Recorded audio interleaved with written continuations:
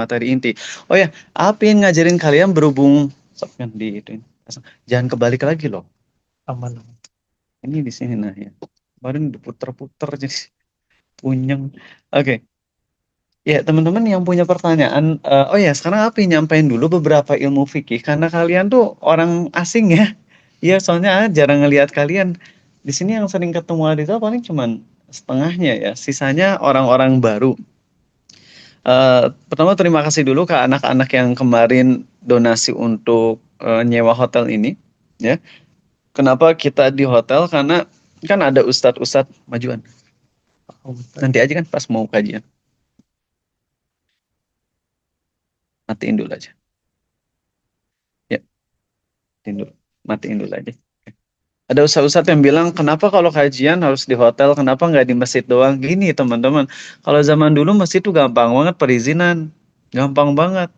Bahkan yang nggak usah izin masjid milik bersama kan wakaf ya. Sekarang, dulu mau bikin kajian, kan kajian rutin Arizal tuh di ITB.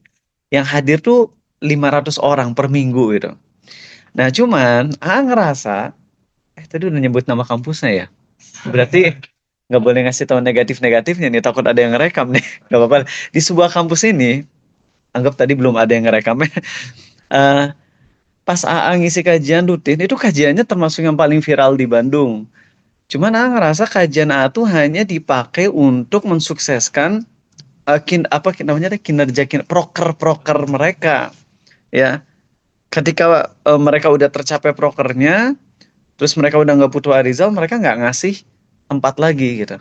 Ya, akhirnya nyoba di Unisba. Alhamdulillah penerimaannya bagus. Kemudian nyoba di beberapa masjid. Cuman ada momen di mana AA pernah bentrok karena di Unisba tuh pas AA ngisi ceramah ada ada festival musik besar-besaran. Unisba Universitas Islami banget gitu ya. Tapi ternyata gitu. AA lagi kajian dan itu di live bukan di live direkam sama Net TV Jabar ya. Pas saya lagi ceramah gitu ada grup band musik keras banget sampai suara ceramah dari masjid itu kalah sama suara bandnya. Nah jadi nggak nyaman gitu. Pernah nyoba pingin ke suatu masjid terkenal di Bandung, pas mau di sana tuh eh, DKM-nya bilang gini, silakan Ustadz mau ngisi ceramah di sini, kami terbuka untuk kelompok manapun asal jangan yang sesat aja seperti Syiah. Alhamdulillah, Ate seneng gitu. Kami pokoknya open untuk NU, Persis, Muhammadiyah, Salafi, semua kami open gitu. Udah seneng tuh, udah bahagia. Pas udah kira udah mau tanda tangan, mau ACC kajian di masjid, tiba-tiba disodorkan infak. Tahu infak apa? Iuran faksa. Bukan iuran paksa. Ya berapa iuran paksanya? Kurang lebih 800.000 aku kudu bayar. Jadi AA ke masjid, jadi kayak nyewa masjid. Padahal masjid kan itu bukan tempat jual beli. Makanya sekarang AA datang dari Bandung ke Jakarta. Mau pakai buat masjid, buat kajian. Kajian Arizal kan hybrid gitu ya. Yang datang paling cuma 30-an. Kalau misalnya AA ke masjid, perizinannya repot. Belum nanti tetangga dipelototin gitu dan sebagainya. Mending di hotel. Yang hotel kita cuma nyewa sekitar 500.000, tapi bebas siapapun mau hadir boleh gitu. Ya, maka siapapun yang kemarin donasi untuk penyewaan hotel ini, semoga Allah beri pahala besar untuk kalian. Terima kasih ke kalian. Dan sekarang mumpung banyak orang-orang yang jarang hadir ke AA, ingin ngasih tahu beberapa poin tentang masalah kencing ya. Eh, atau mau cerita dulu sedikit. Tadi malam, kalian tahu ketemu sama siapa tadi malam? Dua influencer, yang satu influencer dalam hal matematika, beliau orangnya cerdas, dua ini saudara kembar, dua-duanya cerdas banget. Yang satu polisi, yang satu influencer di bidang matematika, dan ini kembar. Dua orang ini cerdas banget, banyak nanya-nanya ke Arizal pas kami ketemu di restoran Ustadz Khalid Basalamah. Kami udah pesan makanan banyak, tapi makanan hampir nggak dimakan sama sekali. Saking cerewetnya mereka, nanya-nanya pertanyaan. Jadi, baru makan satu suap, udah ditanya lagi. Dan merekanya juga nggak banyak makan, karena emang ngobrol terus. Nah, sampai restoran tutup, di parkiran motor, dijejalin sama pertanyaan terus-terusan. Sampai Pak akan mau ke kosan Regan buat nginep, sampai Regan ketiduran. Coba bayangin. Nah, itu tuh nggak cukup. 2 jam privat tuh nggak cukup. Akhirnya tadi pagi pas ngisi tablik akbar di SMA 1 Jakarta, mereka ikut lagi. Dengan badan mereka yang gede-gede itu ya, saudara kembar, kira-kira yang lebih keker yang polisi atau yang anak matematik? Yang anak matematik lebih keker. Yang anak polisi ini dia paling kuat, paling keker nomor satu sekantornya gitu. Dan itu terkenal gitu di medsos gitu ya. Nah, dua-duanya ini pecinta kajian Ustadz Nuzul Zikri ya. Dan ternyata mereka udah ngefollow A dari beberapa tahun yang lalu, cuman pas A ngasih kesempatan buat ngaji gratis, mereka baru ngechat gitu. Dan itu mereka seneng banget. Pas A sampein materi, mereka tuh kelihatan mau nangis dan sebagainya. Dan salah satu poin yang penting banget adalah banyak dari kita atau banyak dari orang-orang yang udah seneng kajian, mereka skip ilmu basic, yaitu ilmu tentang sholat. Sehingga banyak yang kita ngelihat kajian seminggu udah 5, 6, 7 kali, tapi masalah kencing mereka nggak ngerti. Nah, maka tekankan di sini teman-teman, please, kalian kalau kencing yang cowok, hati-hati. Nggak apa-apa sambil berdiri, nggak apa-apa sambil jongkok, nggak apa-apa sambil duduk. Yang paling penting percikan jangan sampai terbawa sholat. Oke, itu yang paling penting. Jadi kalau kalian kencing sambil berdiri, tapi kalian bisa memastikan nggak kena percikan, itu nggak apa-apa. Gimana cara memastikannya? Kalian coba berdiri di WC pas kondisi lagi nggak lagi mau mandi gitu ya. Kalian berdiri untuk kencing di WC jongkok. Kalian tahu bedanya WC jongkok dan WC duduk? Ini WC duduk yang di sini. WC jongkok yang ya di kampung-kampung gitu. Di Ariza juga kampung ya, jadi WC-nya jongkok. Kalau kalian kencing sambil berdiri di WC jongkok, rasakan cipratannya. Biasanya sampai ke lutut atau sampai ke paha. Berarti kalau kalian kencing sambil berdiri di WC jongkok, maka itu percikan tuh bisa sampai ke paha. Hati-hati. Dan kalian bawa sholat, sholat nggak sah. Bukan cuma nggak sah, tapi diancam disiksa di kubur. Hati-hati, itu poin nomor 1. Dan mereka bahagia banget karena tadi malam mereka baru dapat ilmu tentang ini. 2, sekedar nyampain ilmu dari sisi kimia atau biologi atau fisika, nggak tahu, lupa. Tapi kalau di WC duduk kan itu, kalau WC jongkok cara ngeflashnya gimana?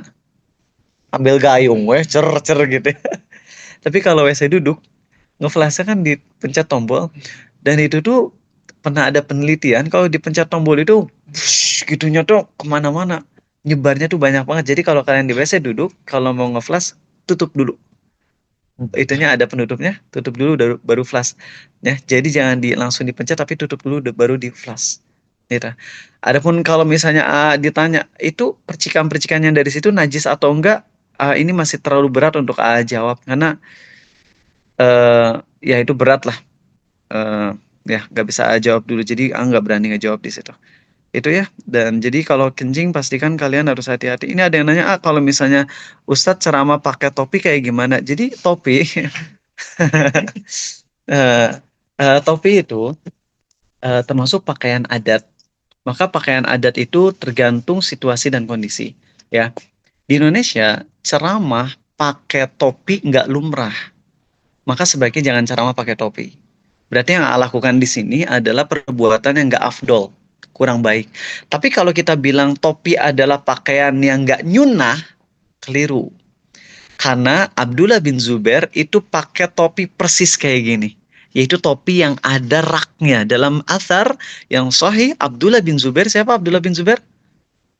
Anaknya Zubair, ya. Siapa Zubair? Zubair bin Awam, sahabat Nabi SAW yang dijamin masuk surga. Beliau tuh pakai topi yang ada raknya. Itu dalam dalam riwayatnya sahih, beliau pakai topi yang ada raknya. Tahu rak nggak? Rak tuh untuk apa? Untuk naruh sesuatu. Berarti topi yang ada gininya, yang ada depannya gitu. Ya, jadi jangan bilang itu nggak pernah diajarin sama ulama salaf. Maka kita jawab justru ada riwayatnya. Topi yang ada lidahnya, ada raknya, nggak ada masalah. Tapi kalau dipakai dalam ceramah ya emang lihat situasi kondisi aja lah. Kalau di masjid ya jangan pakai kayak gini. Ya. Adapun kalau kenapa ceramah pakai lengan pendek? Mungkin kalian udah baca postingan Arizal. Tadi ceramah kesiksa banget di SMA 1 Jakarta. Tuh nggak bisa pakai lengan panjang sekarang tuh karena tangan apa namanya? Bukan iritasi. sensitif banget, kena gesekan sedikit tuh langsung di sini merah, merah banget, bukan merah bentol-bentol tapi merah perih kayak kebakar. Kalau dilepas langsung balik lagi kulitnya aman lagi. Jadi nggak bisa pakai baju panjang gitu. Ya, kenapa nggak pakai baju koko pendek? Baju koko pendek dibuang semua. Karena ngerasa udah punya koko panjang, ngapain punya koko pendek? Dibuang dong baju koko pendek. Giliran udah ngerasa ternyata kulit sensitif sama kain, ya baru ketahuan. Jadi pakai panjangnya kalau lagi acara formal kayak tablik akbar ya terpaksa pakai baju panjang untuk ceramah.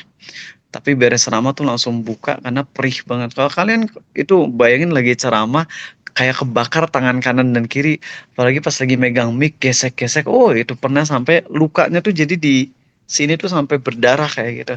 Saking sensitifnya tangan. Ya, dan ada yang tahu solusinya gimana? Biar nggak sensitif, dok, di kaki ya. Banyak yang ngasih saran pakai pakai sabun bayi ya, pakai sabun bayi. Gitu. Salep. Oh iya, mudah-mudahan nanti bisa ya. Harus pakai sabun bayi, tapi mahal sabun bayi itu ya. Lebih mahal dari Biore. Oke, baik itu ya teman-teman ya. Makasih. Dan pengen ngasih saran kalau nanya pertanyaan, mending tanya pertanyaan yang bisa diamalin ya. Soalnya kalau kalian nanya tentang Arizal tentang topik kayak gitu kan kurang manfaat walaupun ya tetap aja ilmu ya karena itu kan pelajaran tentang adab tapi mending yang langsung bisa diamalin. Oke, baik. Kita mulai 13 menit lagi dan kita tanya jawab awal dulu. Apa hukumnya seseorang berkata Nabi hakikatnya masih hidup, hanya jasadnya saja yang wafat? Ini ada Muhammad Raihan. Ini yang nanya. Oh, yang dari Subang ya. Oke. Jadi gini, Nabi SAW itu masih hidup nggak sih? Jawabannya gini ya. Eh, ada satu ayat di surah Al-Maidah. Wala tahsabanna alladhina qutilu fi sabilillahi amwat bal ahya'un 'inda rabbihim yurzaqun. Ada juga di surah Al-Baqarah yang lafaznya mirip. Janganlah kalian mengira orang-orang yang mati di jalan Allah tuh mati. Mereka itu sebenarnya hidup di sisi Tuhannya mendapatkan rizki. Syuhada, mereka tuh secara lahiriah mati. Tapi secara hakikatnya kata Allah apa? Mereka hidup. Mereka hidupnya di mana? Ada yang masih ingat nggak? Di ceramah perjalanan akhirat Arizal. Di sisi Allah lebih detailnya di mana? Di dalam tembolok burung yang berwarna hijau namanya at-thayyib. Nah, sama at-thayyib ya. Nah, jadi mereka hidup. Nah, Nabi derajatnya di atas syuhada. Karena itu, dan dalam hadis yang sahih, Nabi SAW bersabda, kalau misalnya kalian bersolawat kepadaku, akan ada malaikat yang menyampaikan solawatnya ke kubur beliau gitu. Ya. Nah, sehingga kalau kita katakan beliau sebenarnya masih hidup, konteksnya gimana nih? Kalau bilang beliau masih hidup di alam dunia ya salah. Tapi kalau yang dimaksud tuh beliau walaupun di alam barzah, tapi hakikatnya beliau hidup.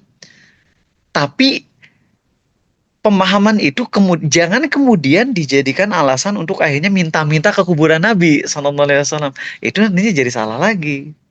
Salah lagi kalau kayak gitu. Ya, jadi ucapan itu harus dibawa kepada konteks yang tepat ya. Jadi kita nggak bisa memvonis. Saya terjebak dalam kondisi was-was saat cebok, selalu merasa telapak kaki terkena air mutanajis. Padahal Ariza sendiri udah bilang air bekas cebok itu tidak najis. Apakah jika saya menerobos was-was dengan tidak mencuci telapak kaki itu sudah udah betul? Betul. Teman-teman, air bekas cebokan itu hukumnya tidak najis. Coba mau nanya dalilnya. Rehan, kalau misalnya kita pipis, kemudian kan kita cebok ya. Nah, di ujung kemaluan kan ada satu tetes air kencing gitu. Lalu kita cebok.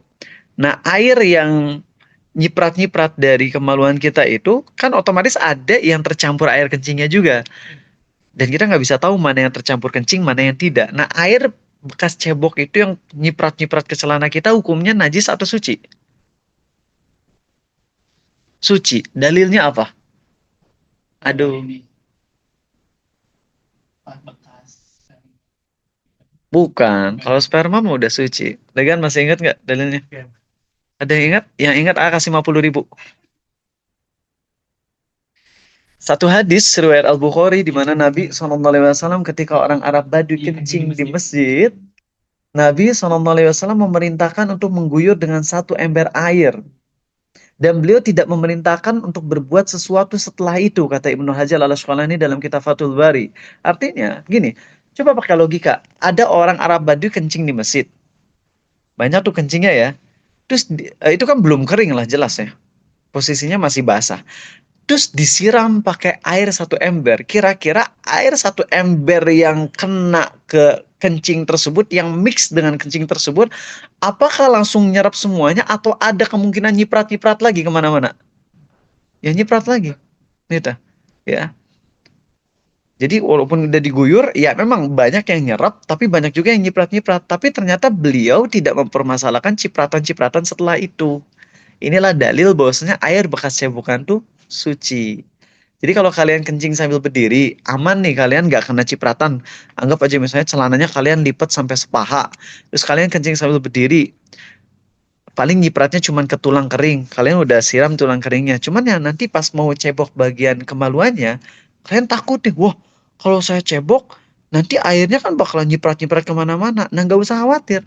Air cipratan dari cebokan itu suci hukumnya. Ya. Kenapa perlu ngomong gini? Kenapa? Karena ada satu ustadz viral banget yang kalian nggak ada yang nggak tahu beliau. Pasti kalian tahu siapa beliau. Yang beliau bilang air bekas cebokan itu najis. Kebayang kalau kayak gitu terjadi, kapan kita bisa sucinya? Kita lagi cebok. Pas lagi cebok, air yang ngalirnya kan berarti kena ke celana. Berarti airnya celana jadi najis. Ketika kita siram celana yang najis, akan nyiprat lagi ke bagian yang lain. Itu jadi najis lagi. Ini jadi never ending najis jadinya kalau kayak gitu. Ya. Nah, itulah kenapa AA perlu ngebahas ini.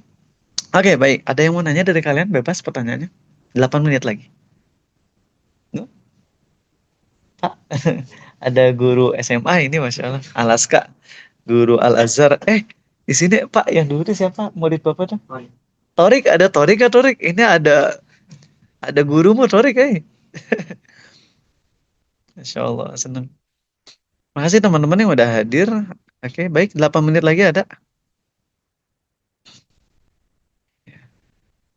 Baik. Ya, ya ada lagi pertanyaan. Ya, silakan. Waalaikumsalam warahmatullahi wabarakatuh. Silakan. Sama-sama. Pertanyaan mengenai sholat atau sholat itu kalau misalnya saya terlupa itu di kodonya itu bareng sama waktu sholatnya atau di luar sholat, misalnya lupa sholat zuhur kodonya satu hari depan atau langsung ketika ingat Bagus. meskipun Di waktu puasa. apapun ya. Gini. Oke, baik ya. Teman-teman, seseorang yang tertinggal sholat karena alasan ketiduran misalnya, menurut mayoritas ulama, dia wajib mengkodok pada saat itu juga. Jadi saat ingat harus langsung kodok. Nggak boleh dia aktivitas yang lain, harus langsung kodok. Paham? Berarti kalau kalian bangun subuh jam 9, aktivitas yang paling pertama harus kalian lakukan adalah apa? Wudhu dulu. Langsung sholat aja tanpa wudhu gimana sih? Wudhu dulu. Habis wudhu kalian sholat. Kalau kebelet banget, kencing dulu. Wudhu terus sholat. Ini pendapat jumhur ulama. Ini pendapat mayoritas ulama. Tapi pendapat yang A pegang justru pendapat minoritas ulama dan ini pendapat mazhab Syafi'i. Yaitu kita tidak harus langsung mengkodoknya. Dalilnya adalah ketika Nabi SAW tertinggal sholat subuh karena ketiduran, sahabat tuh seluruhnya ketiduran sampai awalnya kan sahabat disuruh pada pingin tidur nego gitu ya Rasulullah kami udah capek izinkan kami tidur tapi beliau khawatir ini udah menjelang subuh kalau tidur nanti bablas. Bilal pede banget Masya Allah ya Rasulullah tenang aku akan bangun membanguni kalian aku ngejaga ya luar biasa kepercayaan diri Bilal ini luar biasa saking ingin menjaga sholat gitu kita apresiasi Bilal. Cuma pas itu udah seluruh sahabat tidur, Bilalnya nyender. Terus ketiduran juga. Dan itu Abu Bakar bangun. Pas Abu Bakar bangun, Abu Bakar nggak ngapa-ngapain. Bangun, ngelihat Nabi SAW masih tidur. Beliau nggak berani bangunin. Kenapa coba? Sahabat nggak berani bangunin Nabi SAW. Ada yang tahu kenapa? Karena kalau beliau lagi tidur, bisa jadi beliau lagi mimpi. Kalau beliau mimpi, mimpinya beliau adalah wahyu. Maka sahabat nggak berani bangunin Nabi SAW. Abu Bakar diem aja. Ali bangun, diem. Giliran Umar bangun, langsung takbir. Allahu Akbar. Kita ketinggalan sholat subuh. Wah, itu pada chaos, pada ricuh sekali. Nabi SAW bangun dengan teriakannya Umar, takbirnya Umar. Terus beliau bilang apa? La doir. No problem. Tenang. Ada sahabat yang datang, ya Rasulullah aku junub. Waduh ini kasihan nih sahabat ini junub dalam posisi lagi chaos gitu. Beliau kasih apa air buat mandi. Nah, dalam hadis ini Nabi SAW tidak langsung sholat. Beliau jalan dulu beberapa waktu ya, kemudian beliau sholat. Dari hadis inilah Imam Syafi'i mengambil kesimpulan istimbat bahwasanya berdalil dengan hadis ini bahwa langsung sholat ketika kita lupa atau ketika kita ketiduran kayak gitu itu tuh nggak mesti langsung. Boleh di delay dulu nggak apa-apa, gitu, ya. Tapi tentunya kalau lebih cepat lebih baik tentunya. Paham ya? Nah, cuman yang jelas tidak ada keharusan kita nunggu di waktu duhur lagi. Kalau kita bablas sholat duhur, ya kita kodok pas itu juga. Jangan nunggu sampai duhur besoknya gitu. Paham ya? Oke, alhamdulillah. Oh iya kok. Ada lagi yang mau nanya 4 menit terakhir? Aris, kenapa Aris? Sok mau nanya? Gak apa-apa. Iya, sok. Mm-mm. Pak, itu Dua apa? Buang angin. Di rakaat kedua sholat Jumat buang angin. Ya. ya.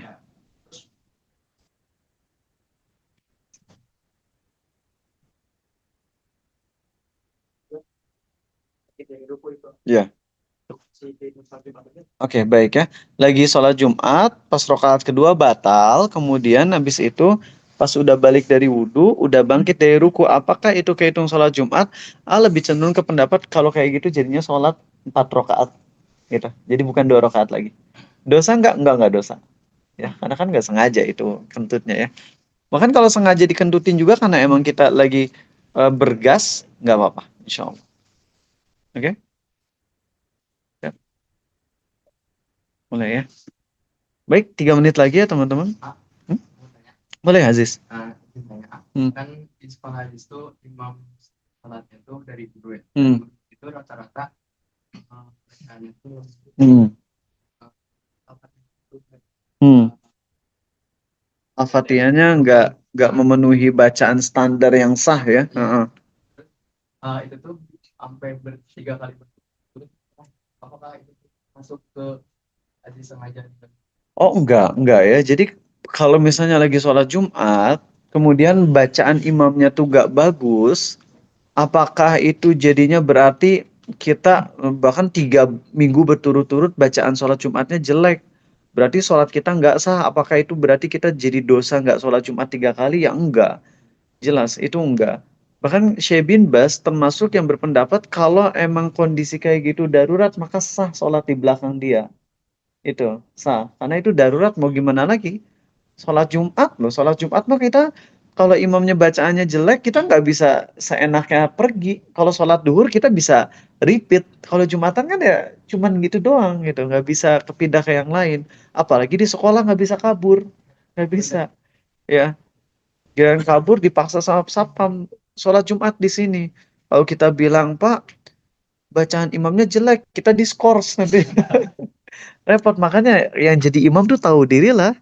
Ya minimal punya standar bacaan yang bener gitu kalau lagi sholat tuh. Oke, baik teman-teman, kita udah masuk ke pembahasan. Baik kan? Oh iya kok, minta handphone Aziz tadi man.